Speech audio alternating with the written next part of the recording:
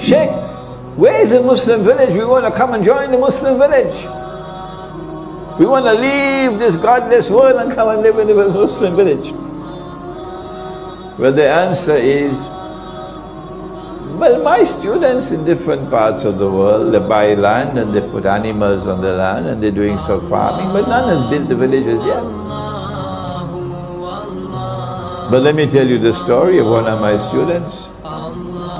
He's Malaysian, and he's the only one to have done it so far. He sold his house in KL. He gave up his job which had riba. He looked on the internet and he found land which was cheap. And he bought 1 acre, cheap. And he went and built his house. He didn't get a contractor, no, he bought the material and he employed the men and built the house. He planted rice. He planted date palms, different kinds of date palms. He planted fruit trees. His 1 acre has now become 6 acres. He has goats. He has chicken. He has ducks. He has horses on his land. It's only about an hour and a half out of KL. But to get to this land, there was a road where only a motorcycle could go. That's why it was so cheap. And he built it up. So now a motor car can go. And I went 2 weekends ago to this brother with a wife and me, mashallah, mashallah, mashallah. He could not have done it if he didn't have the support of his wife. His wife has been at his side supporting him, yes, mashallah. And they're a young couple with a son about 5 or 6 and a daughter about 2 or 3, that's it.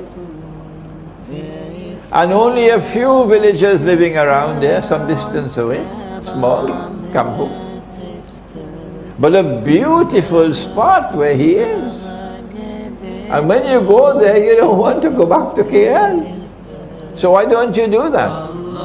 Instead of sending emails to me from France and Britain, Sheikh, the Muslim village, why don't you do what this brother has done? Sell your house in London.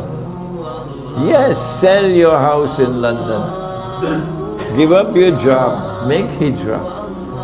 Go look for the countryside where land is cheap. The land on which he's planting his rice, he bought for 10,000 ringgits an acre. It was swamp land, he had to pull it up for 10,000.